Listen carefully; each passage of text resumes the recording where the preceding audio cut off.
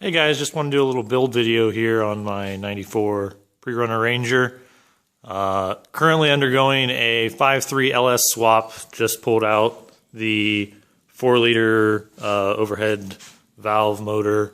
Was having a little issues with losing cylinders, and the old OBD one was not playing nicely with trying to figure out the issues with the motor. So we're going and swapping in a 5.3 out of a 99 Silverado. It's a mild build, just 1218 or 212, 218 cam from Texas Speed with 0.6 inches of lift. It's got flat top pistons out of a 4.8 in it, and I went ahead and performed a port and polish job on the heads. They're 862 cast heads.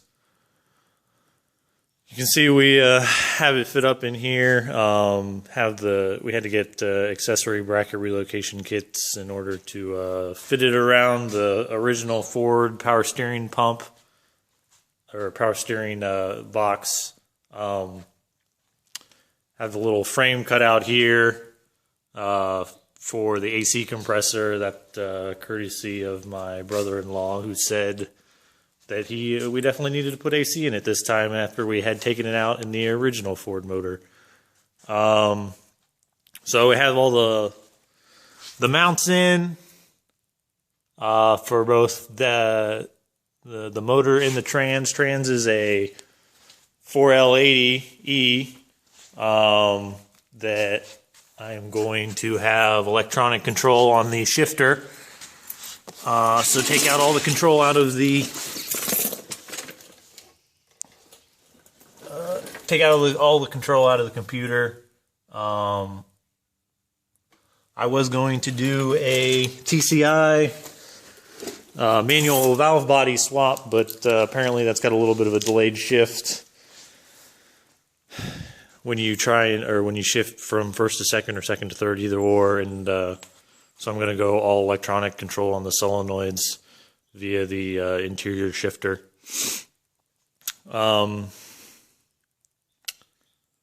Right now we're mocking up the headers. I just got some cheapies out of eBay, block huggers. Worked out okay on the passenger side, or the driver's side. The passenger side, we had to do a little more rework because of the starter. So they're mocked up over here and welded up. We're going with a tri-Y header design. We based this off of another guy on YouTube, Nick Couts. He has a 5.3 swapped BMW, and it sounds nasty with a tri-Y that he's got going on based on his cylinder pairing with the basically on this side it's 1 to 7 and 3 to 5, and on the other side it's 2 to 8 and 4 to 6. That's all going to go into a into a single 3-inch and single 3-inch out the back. Plan is to run a custom dash, and we're going to see if we can pull the HVAC plenum out of the truck, the donor truck that I have, and see if we can fit that in there. We had to pull out the coil and the blower box from the original Ranger in order to fit the head for the LS back further. The motor's back set a little bit more and lowered about as much as we could get it without cutting into the firewall too much. We had to cut some of the passenger side footwell out in order to make way for a little bit of the 4L80 bell housing. But we didn't want to set a lot of people will set the motor back even further, but since it's just the Ranger, a little smaller cab, I didn't want to set the motor back too much more. We're already getting into the footwell room for the for the driver's side. So we're going to have to figure out something going forward with the pedals.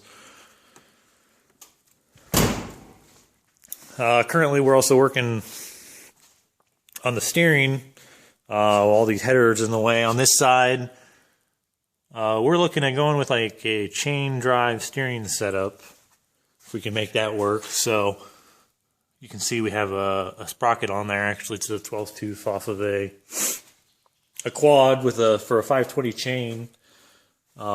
Same chain that we would run on our 450s, which can make 50 to 60 horsepower. So if it's enough to hold up to that sort of abuse, I think it'll be okay for this chain drive setup. There's most of the stress is in the box and not actually in the steering. So we'll have a steering shaft that's offset to the right of this engine cage member, and basically right here, and we'll chain drive over in between this sprocket and another sprocket up to the steering wheel.